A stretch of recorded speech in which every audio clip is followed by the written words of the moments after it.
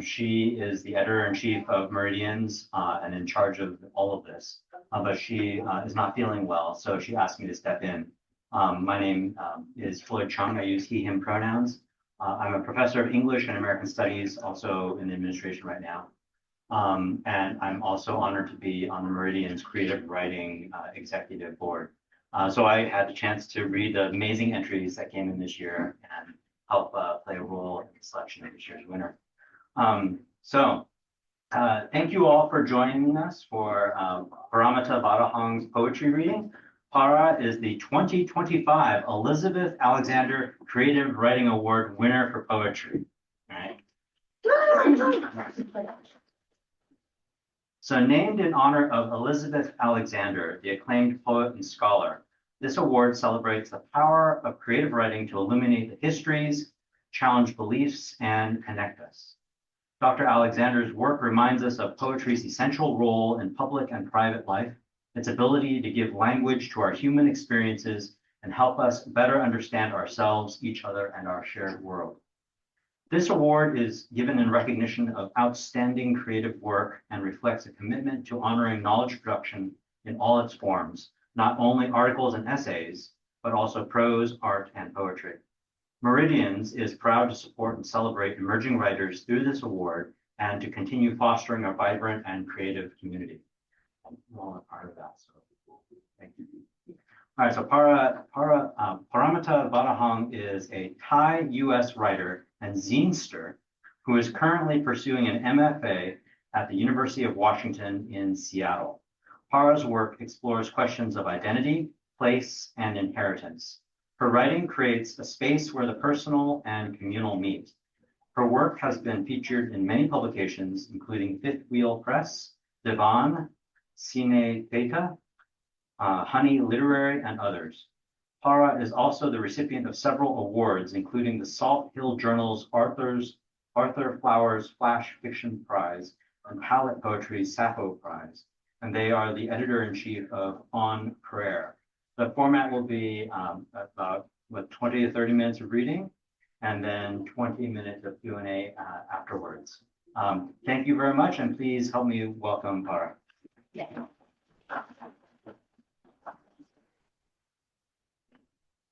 Can you hear me okay? Yes, this is a small room, so we'll all be fine. Okay, I'll start off by reading the poem that got me here. And yeah, just thank you so much for hosting me, for letting me write on your beautiful campus. Yeah, this poem's called The Dead Sell the Living, and it's partially a work of translation in which I translate Richard Seigen's, I don't know if anyone knows him, his contemporary poet, his poem Scheherazade, into Thai. So the poem kind of plays in conversation with my translation as well as the original English of that poem. The dead sell the living. It was true, we pulled bodies out of the river and gave them clothes flushed with heat. It was true, we burned joss paper on our tongues for the dead. True, the last time I stepped inside a temple, the gold rubbed off my palms wrong, but I wanted to wear it well. An apple spinning from my grip, a sad voice on the radio chanting, Mong Sang, Han, Natang, Mai Kwamba, Tien Rao, Mai Kwamba, Rao Flop, Jai Hudai. It was true, we did not understand the cost of faith, our loneliness gaping into prayer, where fields of ghosts we tried to believe in huddled for warmth. บอกฉันว่าทุกอย่างและความรักจะทำร้ายเรา True, I did not join in on the chantings of monks until you fed me your love cries. Our young bodies melted into river, our nights clinking like a pouch of coins, a happiness I'll pay for with each iteration of my life. ว่าร่างกายของเราครอบครองในแสงบอกฉันว่าเราจะไม่เคยชิน This second poem is a bit particular. It's about apples and the many ways that human beings like project desires and anxieties onto them. It's just interesting how the apple is like such a heavy object in like Western mythology and literature, I guess, for being such like an ordinary everyday fruit. is called Myths About the Apple. 3 apples on sale at QFC dropped from heaven onto my head. The first apple the first woman tasted was imported by Cisco, or so it feels like. In spring, I went to pick apples with my fellow artists. We can pretend to labor just so we can put avid apple picker on our resumes. Always up for a challenge, team-oriented, patient. After you leave, I wake up with my tongue twisting around a missing stem. I used to peer at bodies biting and writing on my Apple screen. Now the government asks for ID before we can view such forbidden apples. The pink lady, pilfered from our shared kitchen, lies limp in my hand. My favorite thing about desire is that it bites back, or so it should, even as the economy crashes around it. Paris couldn't have given the golden apple to any other goddess but the one that can hand him the most distracting woman. Against all noble instincts, I get it. I mean, I remember us watching Meg Ryan peel a curly strip around a Granny Smith as she yearns for Tom Hanks in Seattle.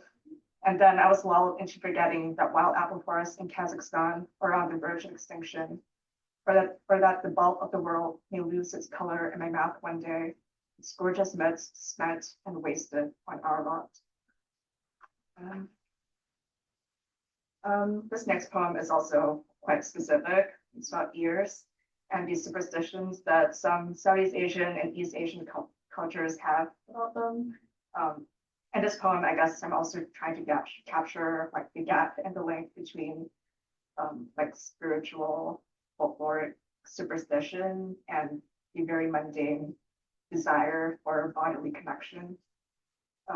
It's called Your Ears. The spirits who invented ears invented luck too. The bigger the ear, the more you have of it. Did you know the thinner the lobe, the more likely you are to lose things? The things you lose come in pairs. The neighborhood sidewalks so cracked you can't step on them anyway, and all the misshapen stars that match them. The thumb that wins wars, the pinky that makes promises. Before you know it, your fingers are best for massaging words into ghosts that don't touch you back. Over dinner, women in your family lament the state of your affairs. Yours could be carrying pearls, or jade, or heirloom gold. What a shame. The doctor had to snip and sew your lobes back up when your holes brought it from the swimming pool. You sit still and poke at the operations of this world down to boneless slivers of skin. The girl with the pearl earring smirks at you over her shoulder. You want to walk through a gallery of untouchable women who itch to lick your ears, the holes that couldn't be filled. But your favorite sound is the door latching to black, not the spirits who poke through. This next poem is a persona poem, which means that it uses the vehicles of like other narratives for the speaker.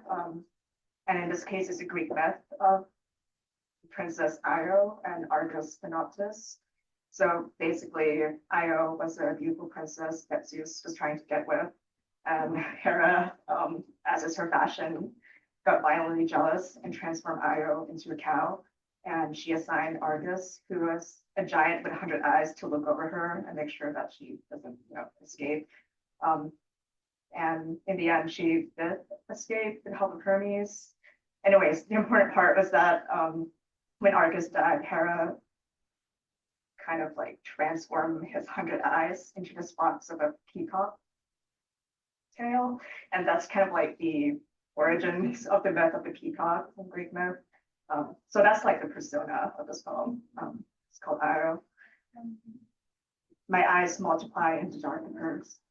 Her image splits to each pupil. Through the gnawed knuckles of dreams, I'm still waiting. She takes on the lie of innocence, a grazing concession to appetite. Never before have I been a sight to see, but of course she is wanted. A girl is treated like a heifer to be extracted from heart and hide. My curse is to watch her without giving the plot away. Sometimes she sings in a voice that can multiply an olive tree into paradise. I can do nothing about it. The song grows out of sight. My 100 eyes roam the rough sheep of night alone. I want to know which ones she seeks, which ones she refuses to meet. I pretend to sleep when the myth asks for rules, lucky to have no stake in what I want. When the desires of gods condemn us, churn us out into flesh of separate zodiacs. Now all my eyes are swept onto a peacock's tail, as if beauty should become me. But what do I know? I have no eyes. This next poem was inspired by a family trip to Chiang Mai in Thailand. While I was there, we tried this street snack that's basically like a grilled honeycomb with shards of bee larvae stuck in it. And as gross as it sounds, it was pretty delicious. So this poem kind of grapples with my post-snack parody. It's called Delivery. The body has been unclean all along. I have tasted honeycomb of the mountains of Chiang Mai, shards of larvae stuck in your grilled gold comb. In my dreams, you run small blades of your tongues along the rush of honey, your dying breaths filling a small world.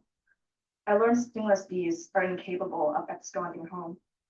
Your nest is imprinted onto you by a swarm of ancestral wings, a learned architecture of belonging.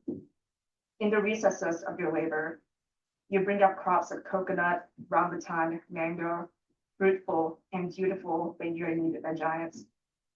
You bite the predator's arm because you can't sting it, your mandibles snapping down with the spare light of your lives.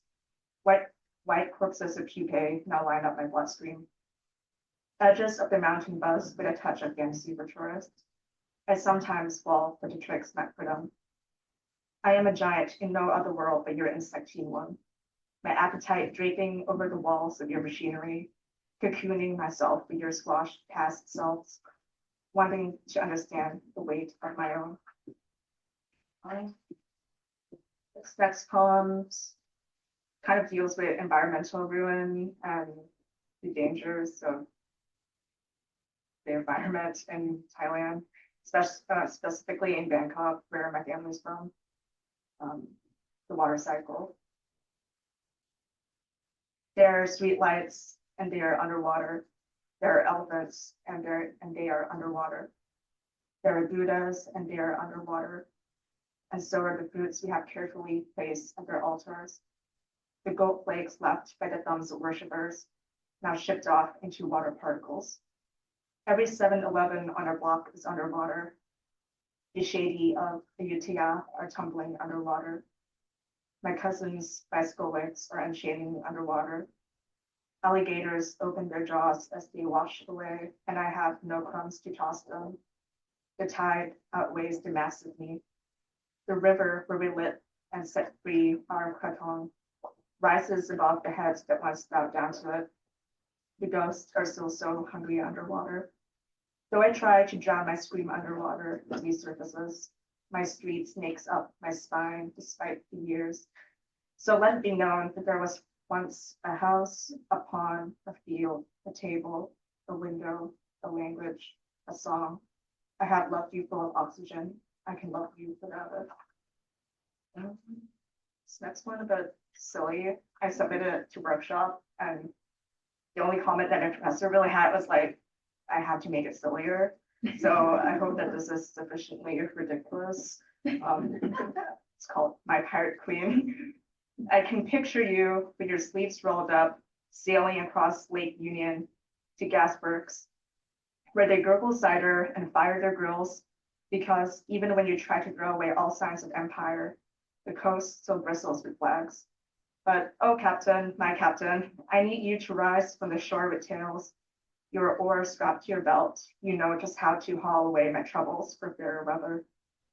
You win your prizes, barley, goats, weapons, you win lives. Oh, how I want to know where you go when you cast out the name that makes men pray. Do the fishermen of Puget Sound offer out their nets for appetite? Do the rivals of Lake Washington plead for your mercy, never earn? In winter, all your shadows shake and turn with you, and I wake to you eyeing me as if I've gone. Foolish girl, you are wary of making a home in Emerald City, where sea glass is plucked off to line the walls. And even when you let down your hair and you slip into me in your truest form, you are convinced the king's men will knock down those walls. You once told me A pirate only wields power by becoming a story. So I'll tell you one hell of a story. I was a girl when I picked up a shovel and swore I could transform it into an oar, the very best oar that would whittle the wild blue into home. I swore then, Captain, that I would find you. This next poem's about my mom. So the usage of Thai here is kind of different from the first poem in the fact that it's more conversational and informal, and there's no direct translation, which kind of for me creates an effect of privacy and kinship with other audiences. So it's called Meh. In Nonthaburi, we sleep in the same bed from my childhood, in the same room where sunlight throws darts on the floorboards. Downstairs, Kunta and Kunyai arranged the kitchen table with the bongo and joke and coffee, turning on the morning news. We take Kunta's electric bike through the neighborhood, past stray dogs and noodle shops and the hairdressers and a minor princess's residence, and the neighbors whose children I haven't seen since I belonged here. At Sion Paragon, you reunite with best friends from college and revert to girls in a shopping mall, giggling with gossip. Young dude at love, they exclaim Vinicius, and I am a kid again. On my grandparents' wall, I find my first best friend's face in a class picture from 2007. In the picture, I'm leaning forward with my elbows on parted knees and a bored scowl, while her arms and legs are primly pressed to her sides. Despite the cost, you had taken up 3 hours of traffic for me to learn English at a Farang school. Samrat Anakot. When you return before I do, you leave behind most of your moisturizer bottles on the dresser. Do I have you, Demai? Here, my face makes no sense without the mouth of yours. You used to look like me, unruly hair, glasses, tan, until you refine yourself with makeup, manners, LASIK. I used to embarrass you with my penchant for boys' shirts, my knack for cursing in English. In this room, I help watch you get ready for work, patting shiny foundation on your cheeks, applying lipstick that would melt in the heat. When I'm alone, I circle the neighborhood playground you took me to, but the swings are too rusted for me to try my luck. I never know how to record time. It averts me as soon as I look it in the eye. I remember, though, the dark slung over the room as you rubbed my burning back with a wet washcloth while my sweat stained the sheets. Merak Lukna, you whispered against my ear, and with pain at my pain. Lukra Komnat. And I think I'll end the reading with a poem that I wrote this week, actually, during this residency, which means that it's very rough, but I thought it would be fun to share what I got up to here. So in the Airbnb, they have like books, and one of them is like one of those corny, like historical romance bodice rippers, like Bridgerton-esque. Anyways, that's honestly one of my favorite genres. So I just wanted to reflect on like why I was so drawn to the genre, even though it is pretty trashy and kind of sexist in some ways. So it's called Bodice Ripper. He aids in her disguise. She gambles over stupid gentlemen.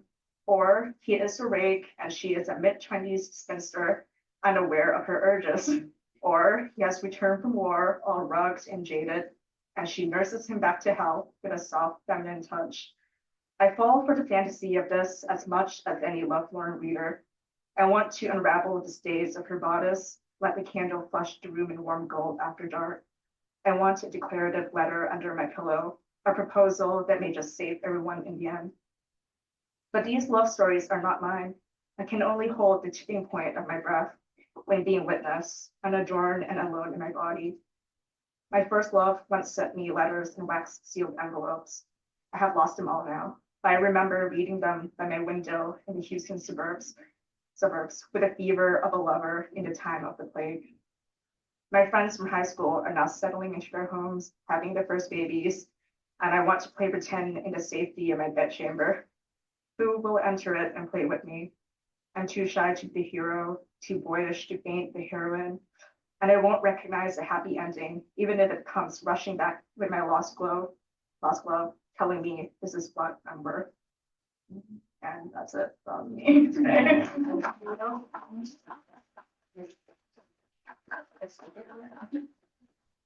Yeah, thank you so much. I haven't taught Asian American literature for 7 years because I'm doing this administration thing, but your work reminds me of how much fun it can be. And I can't wait to teach some of your work when I get back to the classroom. Thank you. Yeah. I'm blushing. Okay. Yeah. So I know because you're already giving me ideas about how to do it.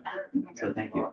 So this is the Q&A portion. I will bring the mic to you if you have a question for Para. And we'll spend about 20 minutes doing this. So who would like to ask a question? I'm curious what your poems tend to look like visually, because when you're reading them, obviously they flow, but like I have all the papers right here.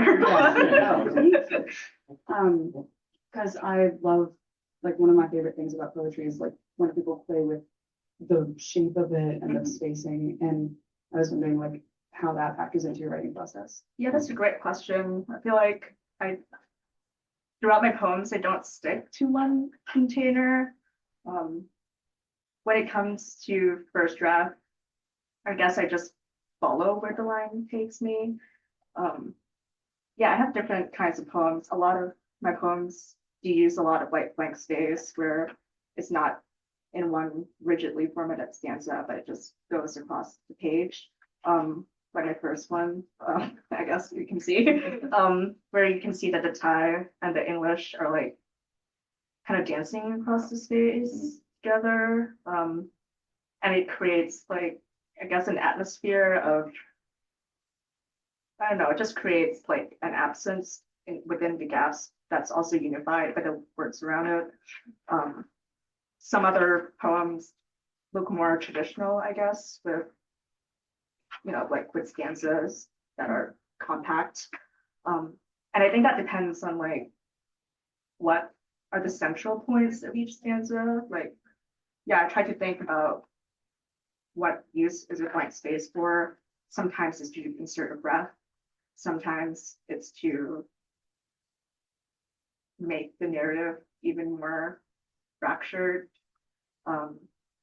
Yeah.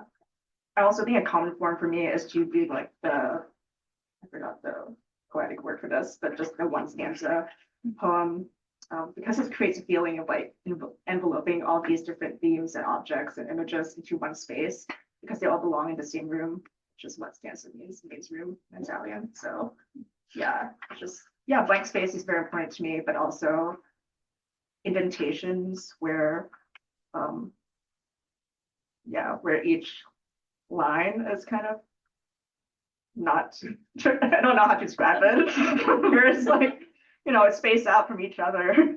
I just think it creates a flow for the narrative as well. So, definitely not an intuitive thing, but sometimes it is. I don't know if that was helpful. Yeah. Thanks. I guess I wanted to know, like, how much more do you learn about yourself? Like, do you feel that you've learned about yourself after reading poems you've already written? Because I feel like your poetry was so very splendidly about. I feel like I got to know you and like your experience about your family, the things you like and what you care about. But obviously, like, people change all the time. So, like, do you feel like it offers you a really good vantage point of self-reflection, or not? Or does it like not make you feel great about it? Like, I don't know. It absolutely teaches me about myself. I don't really keep a journal, so my poems are a kind of journal in a way. And yeah, I definitely learn more about myself through my observations of objects and people in my life more than I would if I just think about myself. I don't know. I don't know. I think important thing about my poetry too is that I try to be playful and surprising, even though I don't feel like that within my own body. So just the practice of, I don't know, using wordplay and making jokes and making unlikely connections in my poems is a way for me to revel in my power of observation, I guess. Yeah, and connecting my own internal world into other beings in the world. Yeah, and also just the act of like, using persona poem, like the myth poem, which is, it's a kind of poem that I used to do more often, where I write from the perspective of like middle characters, or like characters from TV shows, because in my previously it felt kind of like an armor for me, rather than me talking directly about my feelings. And it's definitely something that I'm still doing, but it's not like the dominant theme in my poetry. So yeah, I like to use like devices from other narratives and art making to learn how to frame my own narrative, I guess.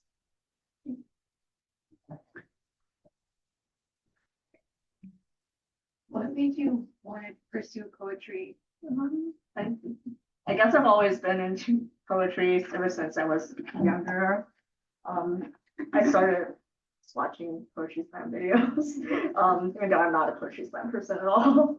Like poets like Sarah Kay, Jill Kay, you guys wanna look it up after.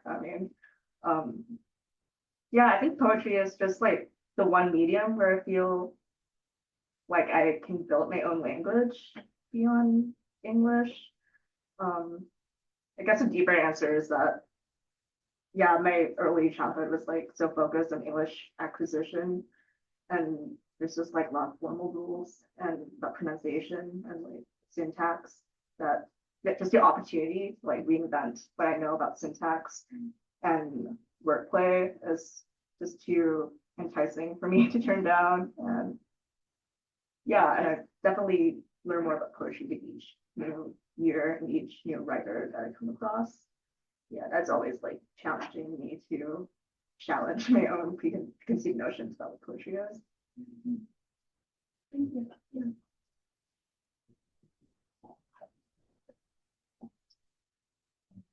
Thank you so much. I'm curious, so in your list of accolades includes a prose prize, and so I'm curious if you write in other genres, and if so, how that influences or touches on your poetry. Yeah, I guess I sometimes write prose, but not like I'm really bad at finishing my stories. But what I do love about prose is the opportunity to also use lyricism, but for it not to be the center stage. Yeah, I love writing dialogue and characters, and I'm still trying to think of ways on how to pull that into poetry, even though it's kind of different engines. Yeah, I guess I try to find poets who also write in other genres, or yeah, it's kind of hard to think. But Juan Berry is one of them. Anne Carson, who uses translation in her poems. Yeah, and translation, this is also the thing that I'm trying to get more into. Not necessarily just in connection to poetry, but as a way of branching poetry into it.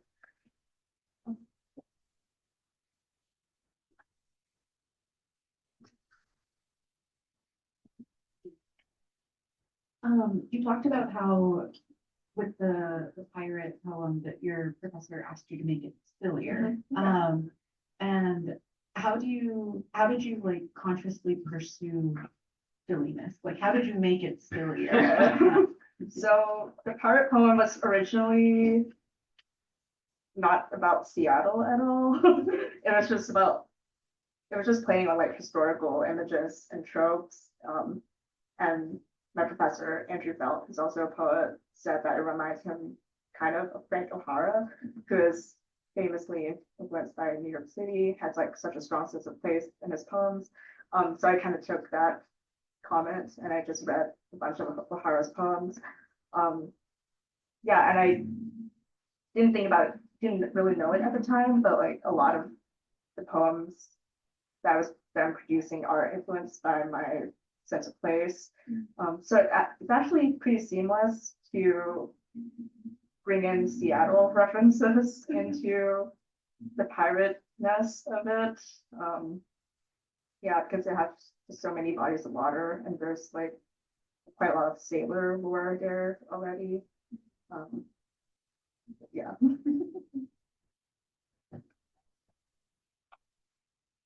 There's,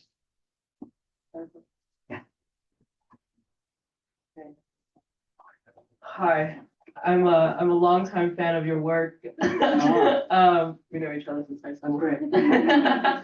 But one question I have is, I guess now that you have published so many of your work, is there anything that you, like when you write, do you think about differently? Or like, what is something that you found consistent with your writing?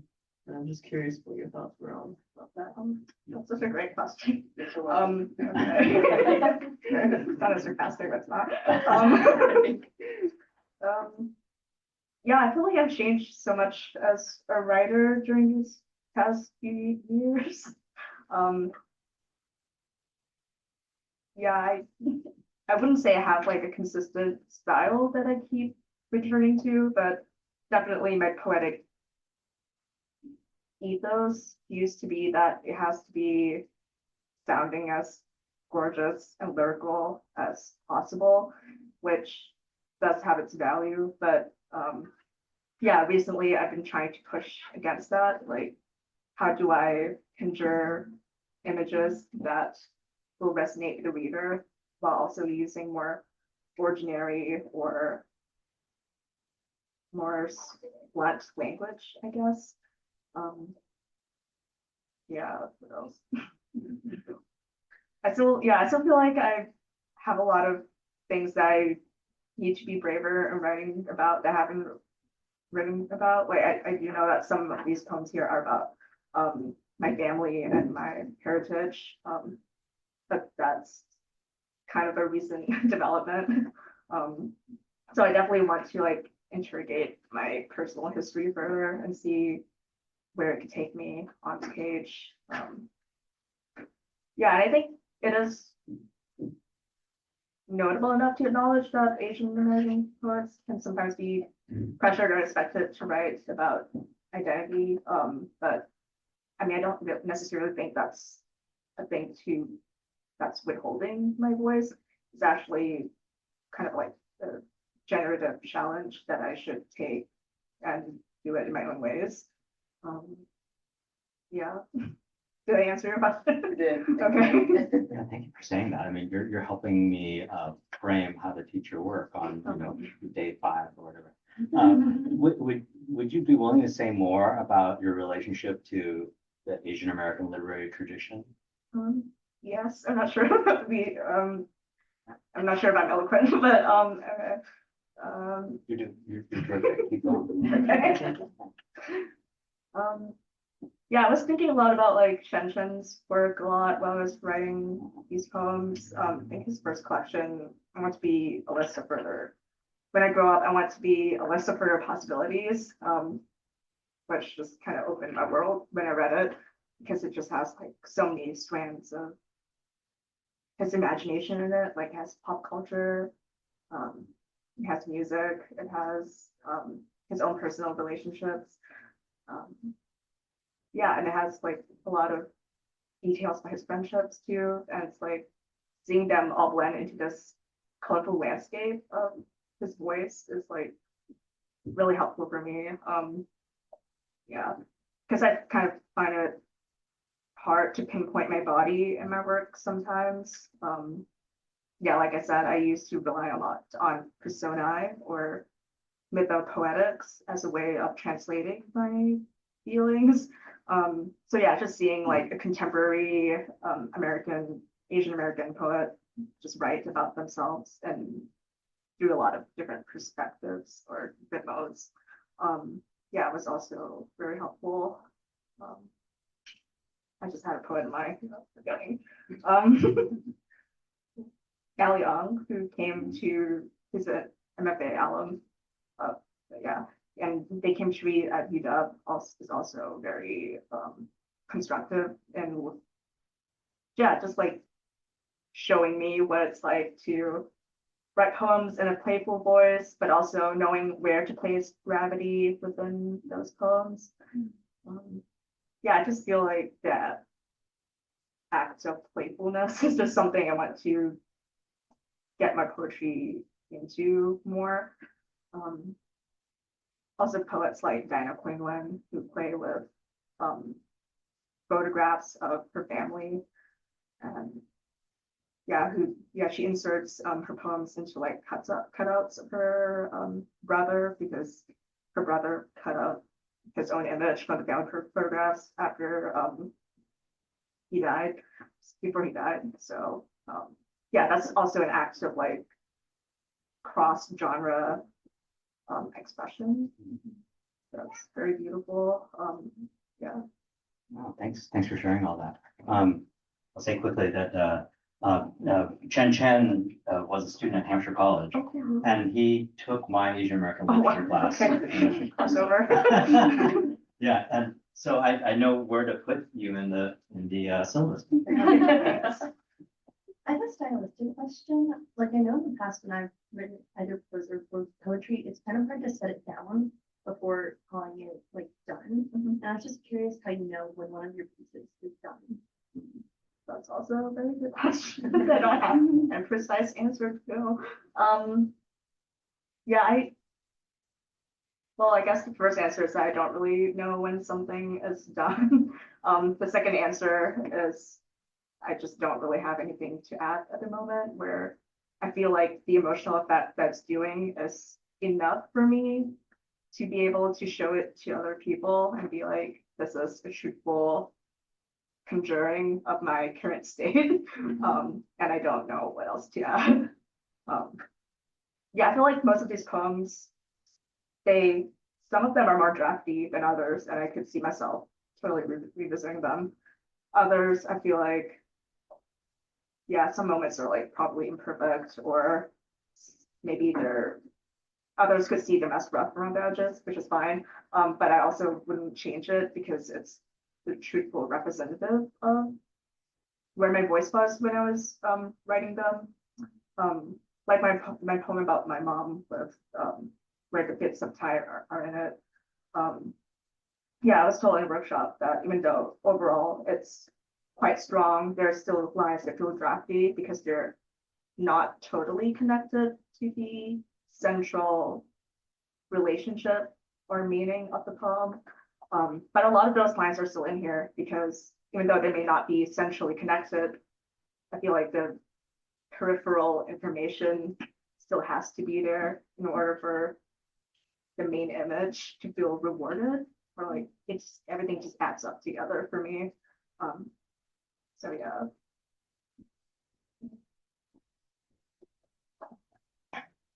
Can you speak a little bit about when you do decide to use Thai versus English in your poetry? Yeah. For the mom poem, all the Thai are like pieces of dialogue. So they're real things that people have said in conversations that I've been in. Like, I'll just pull out an example. When you return for I do, you leave behind most of your moisturizer bottles in a dresser. Do I pew my? So do I pew my just literally means can you take care of your skin? Which is something that she said to me a lot. So yeah, the English reader may not really know what do I pew my means. But the line before that is enough for them to kind of get there. Like the mom is leaving the speaker moisturizer bottles for the speaker to use. So yeah, but the Thai is also necessary, even if not everybody understands it, because it creates a sense of, it grounds the speaker in that scene for that scene to be emotionally rewarding. And it also creates like privacy for some audiences, I guess, if there are Thai readers of this poem in the future. Yeah, because I don't necessarily think that everything in a poem has to be legible on the surface for it to be understood. I feel like illegibility can sometimes be more clarifying than knowing what everything means. And I guess for the Richard Seiken translation poem, So originally, it was just my personal project to translate the second poem into Thai. It wasn't meant to be for my own poem, but then I read over it and yeah, I just realized there's potential for me to use my own English in conversation with it. Yeah, so on one level reading, it could be that this Saigon as a persona is a character in the poem, but it could also mean that speaker is grappling with dual languages and yeah, just trying to communicate with their two selves. But yeah, so I guess translation has both, right, a very conversational and everyday function in the poem, but also a more abstract way that expands the poem beyond its surface meaning making. Any final questions? Okay.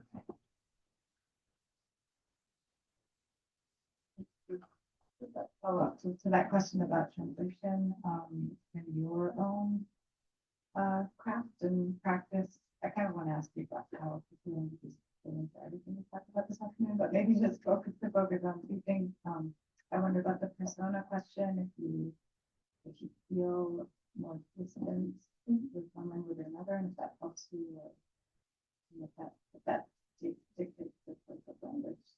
Follow up on this. And then the humor thing, I'm also curious if you're still your own Thai. Yeah, so my Thai is kind of rough, not gonna lie. I mean, I can read and speak it, but like it's yeah. If I read this to my family, they would be like, "What are you? What?" Well, maybe it's at the last one, but yeah, I definitely feel this strange relationship with English where I feel indebted to it because it's the container in which I make art and how I guess process my emotions in a more complex way because I'm at this point I'm more used to it. But I also want to push it more. Yeah, I haven't always used Thai in my poetry. It's kind of a recent addition, and I think it's necessary because I'm not monolingual, and if my poetry is a representation of my voice, then it's not truthful for me to just write exclusively in English. If that makes sense. And on a topic of persona, I've always had like a lifelong obsession with mythologies. And when I started writing poetry seriously, that was kind of the main vehicle in which I wrote my speakers in, where they are very much influenced by myth and folklore. On one hand, because it's, I guess it's a more romantic vision for what I think poetry, where I thought poetry is for, but also it felt more safe than to write from from a version of me as the speaker. But I mean, that's also kind of changed where I use persona more selectively now, and it's not the main thing that I write in.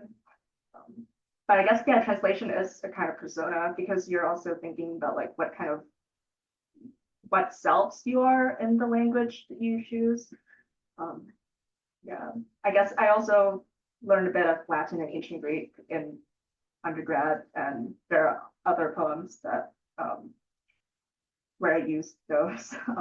So it's also another thread of like bringing in these classical languages and talking back to them. Not necessarily in a I hate you way, but like in a you used to impress me and you still kind of do, but also my voice belongs on the same page kind of way. Yeah. Well, thank you all for those fabulous questions. I feel like we actually had a conversation, right? So thank you so much for your engagement, and thank you so much for sharing your art and your insights with us, as well as, you know, your playfulness and gravity, right? I'm not going to forget those. And I appreciate you all, and thank you very much for coming.